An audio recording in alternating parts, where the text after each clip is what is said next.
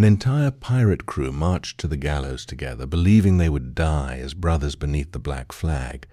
But the British Crown transformed their mass execution into a nightmare that echoed across the Atlantic, leaving their bodies to rot above the Thames in iron gibbets, so every passing sailor would understand that the age of piracy would end not with treasure or glory, but with public terror, disgrace, and death. Enjoy the video, and don't forget to subscribe. Trace your finger along the map from the Thames estuary to Execution Dock and picture the year 1722 as the smell of rotting oak, boiling pine tar, damp hemp rigging, stale bilge water, wet wool, coal smoke, and salty river mud drifted across London's crowded waterfront beneath a cold grey sky. The tide crept slowly around barnacled pilings while merchant brigs, naval sloops, and East Indiamen rocked against heavy mooring lines whose twisted hemp fibers groaned beneath constant strain. Word had spread through every tavern that an entire pirate crew would die together before the rising tide completed its cycle. Their capture had ended months of relentless pursuit following attacks carried out without valid letters of marque, placing every surviving sailor beyond the protection of maritime law. Iron shackles weighing nearly 15 pounds linked each prisoner's ankles, while forged wrist manacles chafed flesh already scarred by years of hauling braces, reefing topsails, turning capstans, and firing bronze carriage guns mounted upon weathered oak trucks. Their former vessel displaced roughly 120 tons with pronounced tumble-home, supported by massive oak futtocks fastened using hand-forged iron spikes, driven deep into seasoned frames before every seam had been packed with twisted oakum and sealed beneath boiling pine tar during repeated careening operations in tropical anchorages. Even after months inside, prison cells the scent of salt remained trapped within their clothing, mixing with damp straw and rust as guards marched them toward the scaffold through silent streets crowded by thousands awaiting a punishment designed not merely to kill pirates, but to terrify every sailor who dreamed of raising the black flag. The condemned men advanced beneath constant guard while church bells echoed across the river and spectators climbed rooftops, warehouses, and anchored barges for a better view.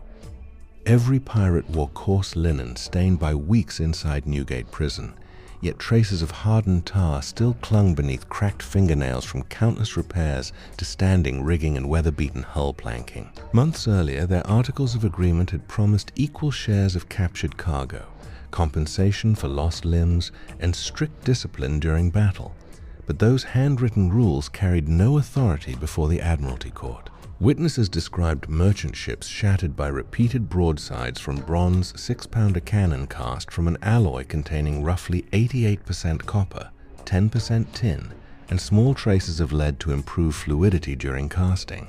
Each gun fired black powder composed primarily of potassium nitrate, charcoal, and sulfur, ignited through a glowing, slow match that flashed through the touch hole before rapidly generating expanding gases powerful enough to launch an iron round shot weighing nearly 6 pounds. The projectile struck oak hulls with overwhelming force, shearing long splinters from dense planking as fractured wood became deadly secondary missiles capable of tearing through muscle, tendons, and bone more brutally than the cannonball itself. Such evidence filled courtroom testimony for days until every prisoner received the same sentence.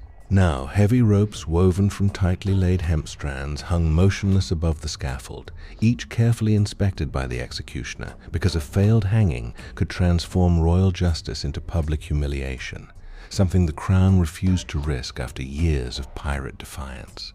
The scaffold itself stood beside the river, so the execution would occur according to ancient maritime custom, allowing the incoming tide to wash beneath the bodies before they were finally removed.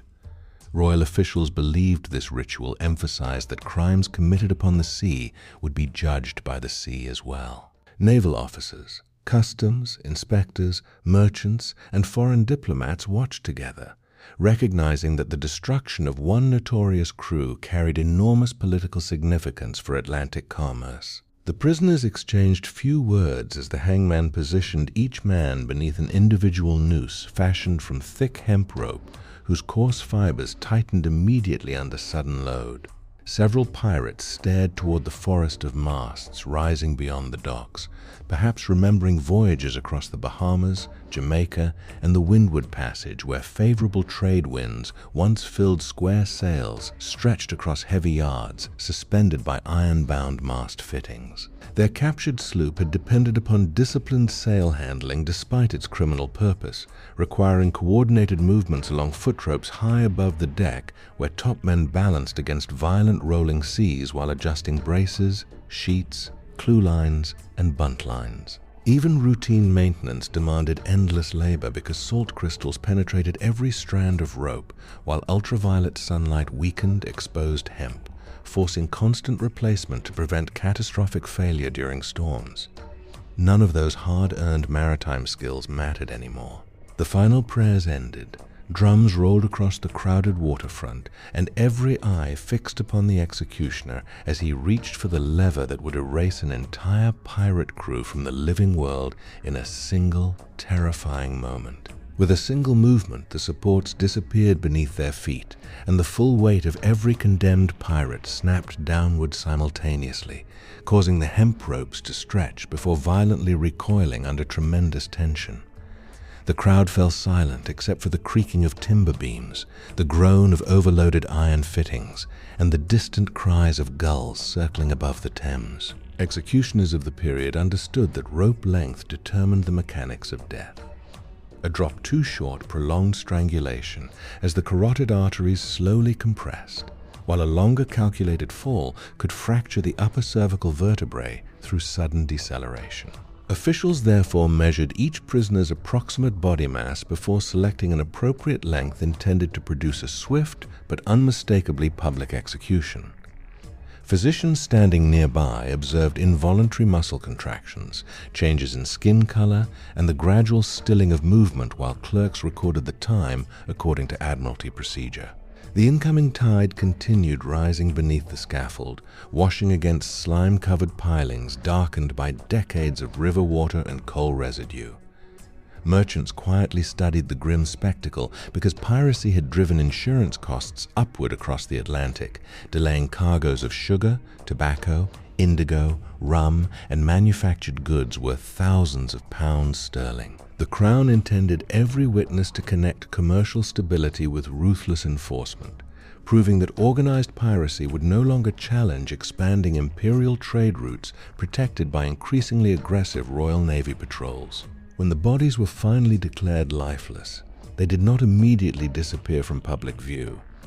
Several were transferred into heavy iron gibbets forged from riveted bands that enclosed the torso, arms, and legs before being suspended beside busy waterways where thousands of passing sailors could see them for months or even years. Rain, salt air, freezing winters, and scorching summers slowly reduced the remains while the iron frames creaked in every Atlantic wind, becoming permanent warnings against returning to the Black Flag. The execution of an entire pirate crew together was more than a punishment. It was a calculated demonstration that the Golden Age of Piracy would end not through glorious sea battles, but through relentless pursuit, public trials, coordinated justice, and a scaffold built to ensure that fear changed sides forever. Long after the crowd dispersed, the image of those motionless figures remained fixed in the minds of every sailor entering the port of London. Captains repeated the story to new crews before crossing the Atlantic, reminding them that quick riches gained through piracy almost always ended beneath a hangman's rope. Royal governors strengthened cooperation with naval squadrons, merchant convoys became more organized, and pirate refuges steadily disappeared beneath relentless patrols. The day an entire pirate crew was hanged together became more than an execution. It became a turning point in maritime history, demonstrating that the era of unchecked pirate power could be broken through determined law enforcement, overwhelming naval pressure, and public punishment designed to outlive the condemned themselves.